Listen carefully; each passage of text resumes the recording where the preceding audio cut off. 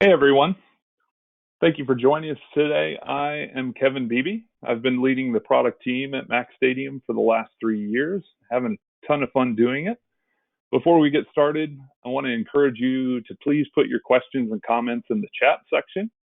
I also have our data center engineering team lead, Robert Perkins, on the line with me as well. Robert's a super talented engineer. He's led most of the hands-on design and testing for the 2018 Mac Mini that we'll talk about today. He'll be manning the chat and answering your questions throughout the presentation. If we have any time at the end, we can address your Q&A there as well. So when the 2018 Mac Mini was launched 18 months ago, it threatened to dethrone the 2013 Mac Pro as the primary workhorse for our customers. If it wasn't for the addition of a T2 security chip that made scaling this platform more difficult, we might already have an undisputed champ. But after the launch of the 2019 Mac Pro, many of you may be asking, why are we not focusing our webinar on it today? I certainly don't want to take anything away from the new Mac Pro, but honestly, for most of our customer workloads, I believe the 2018 Mac Mini is hands down the better choice. So my goals for this webinar are to show you why the Mac Mini may be a better fit for you. I'll also give you an inside look at some of the challenges we solved over the last 18 months and a peek at some of the innovation that we continue to develop so that our customers have the best possible experience when they subscribe to the Mac Mini at MacStadium. So what makes the 2018 Mini our number one platform? First, we want to make sure that we choose the right tool for the job.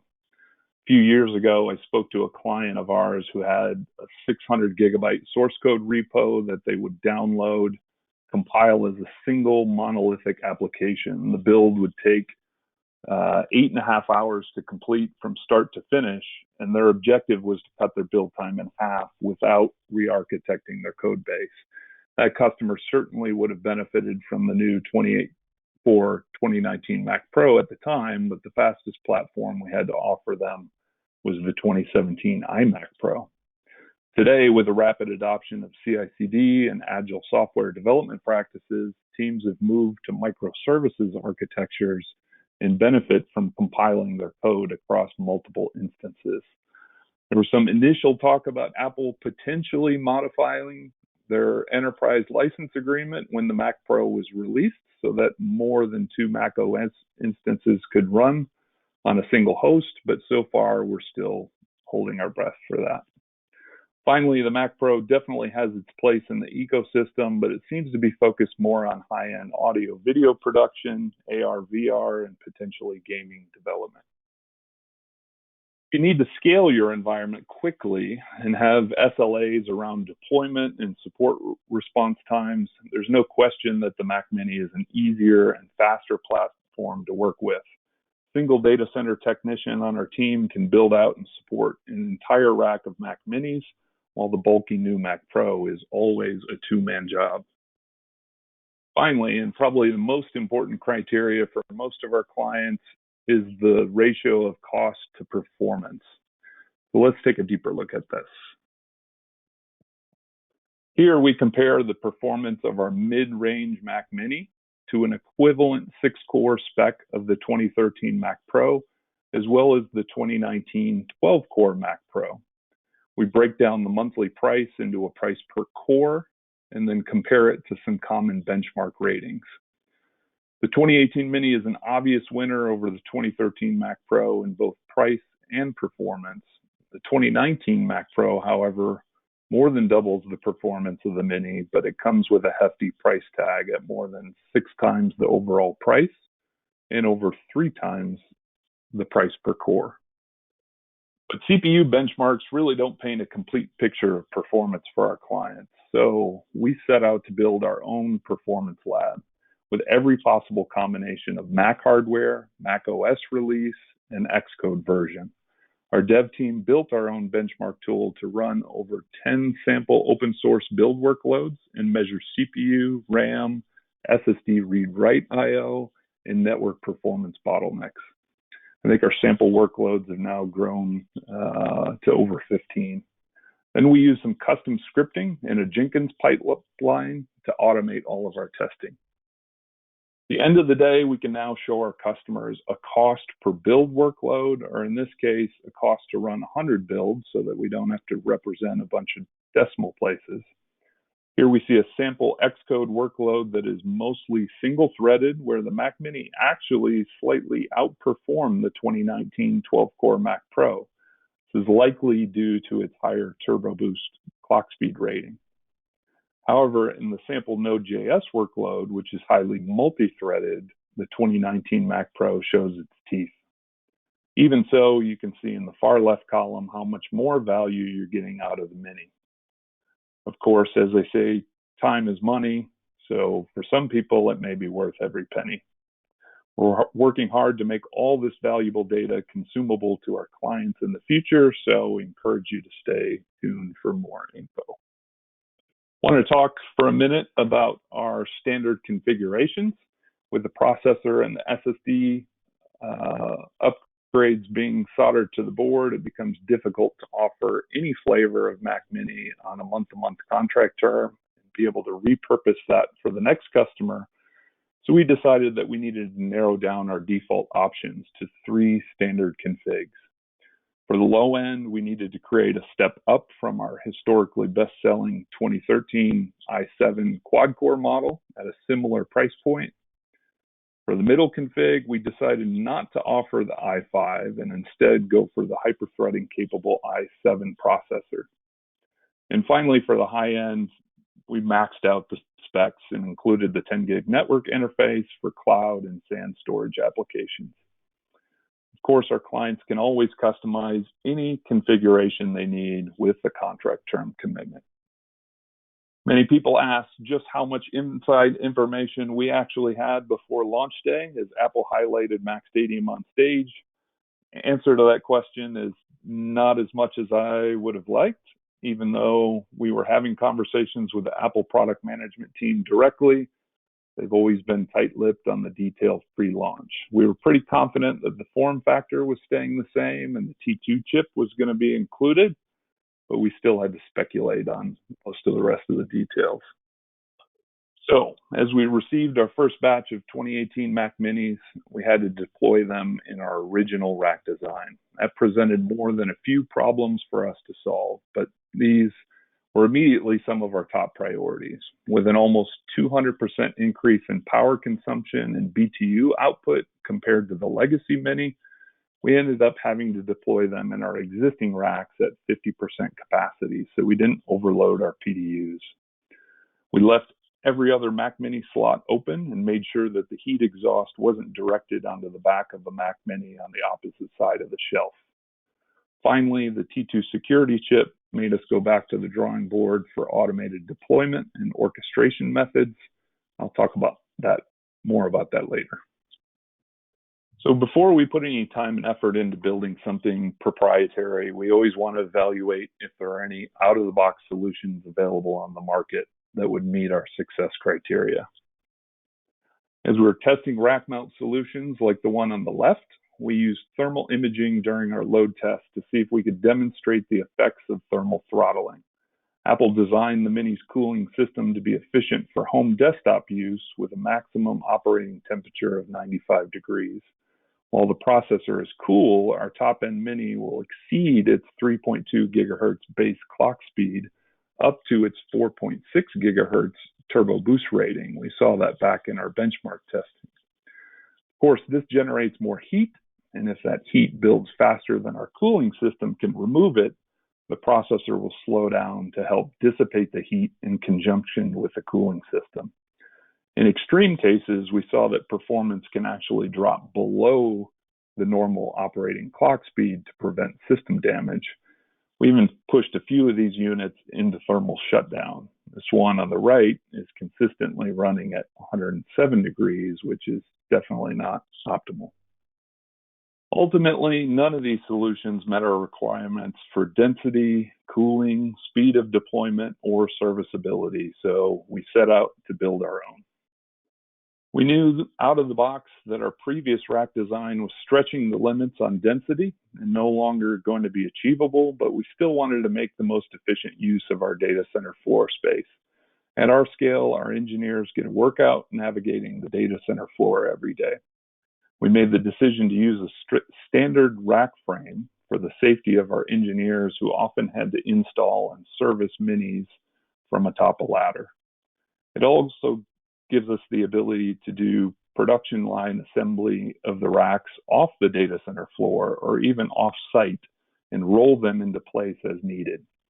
This positions us in the future to actually be able to deploy racks in customer data centers as an on-prem offering. Finally, access to cabling had to be improved so that the Mini could be quickly connected and disconnected. And this is the design we came up with. A 5U 19-inch rack mount sled holds 16 Mac Minis each. We installed 6 sleds per rack, giving us a full rack density of 96 Mac Minis. We used a heavy-duty rail kit so that the sled won't sag when fully extended and offers full access to every Mac Mini. To solve the thermal issues, we had to use hot aisle, cold aisle containment. That was critical. Along the right-hand side of the sled, we have a cold air intake channel with a bridge above it to install externally attached devices. And along the left-hand side, we have a hot air channel to expel all the heat exhaust out the back of the sled into the hot aisle with a cable bridge located above it. We designed the sled with the ability to add active fans to both of these channels if needed, but we see the pressure difference between the hot aisle and cold aisle, as well as the Mac Mini's bottom-mounted fan, are sufficient, as you'll see in a moment. So back to our thermal imaging. On the left, you can see a full sled of Mac Minis being stressed with a maximum workload, and we're running at a consistent 88.9 degrees. On the right, we have a production customer Mac Mini sled with the additional power draw of an externally attached Thunderbolt 3 drive, and we're measuring 85.1 degrees. Again, a cooler running Mini is always going to be a higher performing and more reliable Mini, so we viewed this as a huge win. With the top drawer being installed 52 inches off the floor, the new design allowed us to keep our techs from having to stand on ladders every day and made our insurance carrier very happy. We also added easily removable side access panels so they have quick access to any Mini in the fleet without using any tools. To supply the necessary power, we had to run 4 30-amp 3-phase power feeds to each rack from redundant A and B power plants and installed 2 automatic transfer switches in each rack to manage failover. That gave us 144 usable amps per rack distributed across 12 power distribution units. Then we have 2 thermal probes connected to each PDU positioned throughout the rack in order to take temperature and humidity readings. Through API integration with our customer portal, clients can power cycle each Mini, and we use a custom power cable harness manufactured so that it can be quickly installed in the rack with no excess cable slack. Here's a view of our DCIM. We take all the power, temperature, and humidity monitoring data and visualize it across our entire data center using our data center infrastructure management platform. Helps us to pinpoint trending environmental issues and respond before our customers ever notice the process. Upgrading the network was one of the easier problems to solve, as we had already been running Cisco Nexus 9300 switches and a spine leaf network architecture to support 10 gig Ethernet for our Mac Pro cloud customers. So we just needed to extend that to the Minis. The spine leaf network allows us to maximize east-west bandwidth within the data center to optimize image distribution across our IP-based storage area networks. And just like our custom power cable assemblies, we made pre-made, pre-tested, pre-labeled network cable bundles that allow us to deploy an entire rack in just a few hours. For more detailed information about our network automation, you can check out our latest case study with our networking engineer team lead, KT, that was recently published by Cisco. Since the Mac Mini's SSD is soldered to the board, we had to develop a Thunderbolt 3 external drive option for our customers that was equivalent to internal SSD performance. And for our cloud applications, we needed the ability to add multiple additional 10 gig network interfaces. So we worked with Atto, who's been a partner, longtime partner of ours, to develop a proprietary form factor identical to the Mac Mini that fits perfectly in our sleds. So here's the big one. There's so many challenges with deployment, automation, orchestration with the T2 security chip. In order to solve these challenges, we've evaluated using a custom Raspberry Pi device attached to each Mac Mini in order to physically press the power button, boot from the network, interact with the boot sequence, load our Mac OS image, and script our install and QC process. This is definitely a viable solution. It's been demonstrated to work well, but at the end of the day, it comes with additional cost, power, cabling, and another layer of support. So for bare metal minis, we simply use a cloning and pre-stage strategy to give our customers instant availability for our standard configurations and automate IP address assignment and reverse DNS entries with our IPAM platform.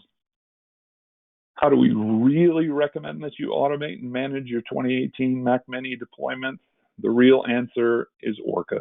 Orchestration with Kubernetes on Apple, MacStadium's own platform, built from the ground up specifically for deploying Mac OS workloads securely and reliably at scale. Orca is the first Type 1 hypervisor platform to support T2 Macs, and unlike Type 2 hypervisors, there's no heavy virtualization tax. Most workloads running within 15% of native bare metal performance. We also make the most efficient use of storage. You can have a full library of Mac OS base image templates stored on a high-performance SAN array and deploy a full Mac OS instance in a container within seconds. Differentials are written to local SSD and then synced back to the SAN if you need to commit your changes. Easy to use, even if you don't have experience using Kubernetes, and it's quick to learn our basic commands. Mac OS can now be deployed and managed using the same robust containerization and orchestration tools as other teams. And the robust API and popular plugins make it simple to integrate and automate. If you're interested to see just how fast and easy it actually is to spin up a Mac OS VM using Orca, follow this link to check out a free demo environment for 2 hours. We'll walk you through a 30-minute guided deployment where you'll build an iOS game application and then have the freedom to explore the system on your own. Finally, I talked about what makes the Mac Mini the number one choice for our customers, but why should MacStadium be your number one choice? I'll save you the long sales pitch, but at the end of the day, no one comes close to matching the level of service and support that we offer to our clients, and that's why more and more customers rely on MacStadium.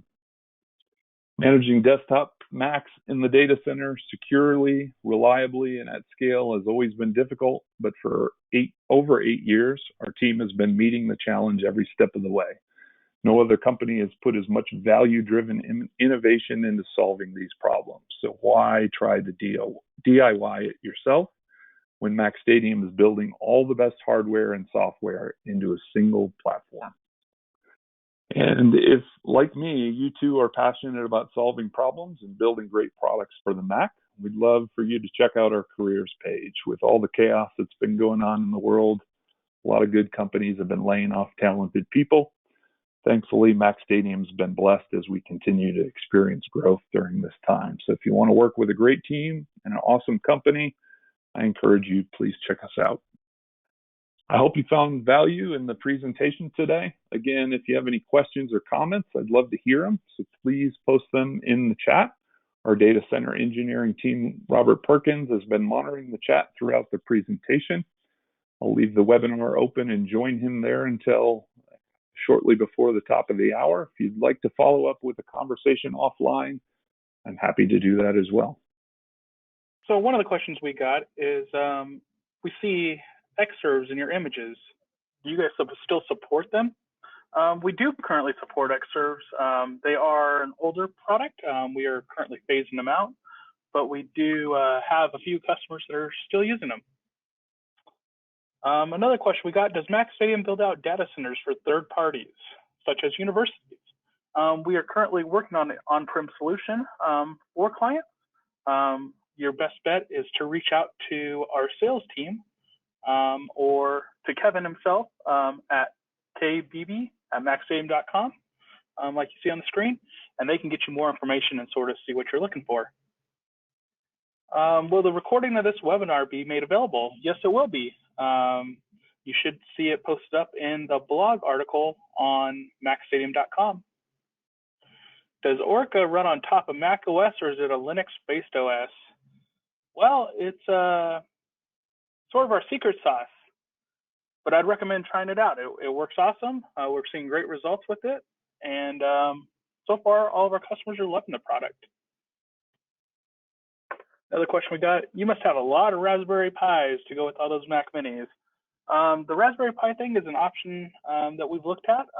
We're also looking at other solutions to possibly make it more of an AWS type feel, where you get the experience and you don't need remote hands to help you out. These are all solutions that we're working on, and they're currently in development. So who knows what we're going to be offering and how we're going to do it, but we try to innovate as much as possible. So does Orca work on 2012, 2014, and 2018 minis? So all of our testing, it does work across them, but we mainly put them on 2018s just because stock availability nowadays is a lot easier with 2018s to allow customers to deploy, especially for the price per core and available specs on the new 2018 minis allow us to expand and grow for customer needs. Currently, we do not have a data center in Oregon. We have locations in Las Vegas, Nevada, Atlanta, Georgia, San Jose, California, Dublin, Ireland, and Frankfurt, Germany. When using Orca, do you share machines with other customers or do you always use your own dedicated machines? No, with our products, we always offer you dedicated machines. To stay in with Apple's EULA on Mac OS, you will always get dedicated hardware. We do not share any machines or offer any kind of virtual private servers. So we are currently evaluating the new Mac Pro rack mount servers. We have a couple in our data center all wired up that we will doing some proof of concepts with different customers. But because of the price and the current limitations, such as ESXi from VMware does not work on it, blocking out the SMC controller and the internal hard drive because of the security chipset, we currently are not looking at the Mac Pro as an option. That's why we have the minis with the Orca deployment, but we're also looking at Orca on the new 2019 Mac Pros.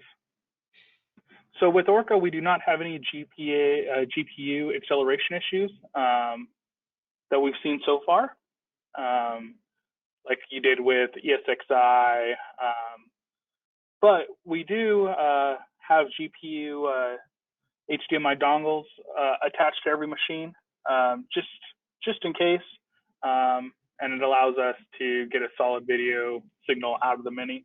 Correct. Apple still allows you to only run 2 Mac OS VMs on a single piece of hardware. Technically, the same would apply on Orca containers, as you could only run 2 Mac OS VMs per piece of hardware. That EULA would apply all the way across the board on their hardware. Last call for questions. Does anybody else have anything? Feel free to reach out to Kevin. If you do have any questions you want to take offline, or you can also reach out to our sales team. Their email address is hello@MacStadium.com. Appreciate you answering questions for us, Robert. Thank you so much. Thank you, guys.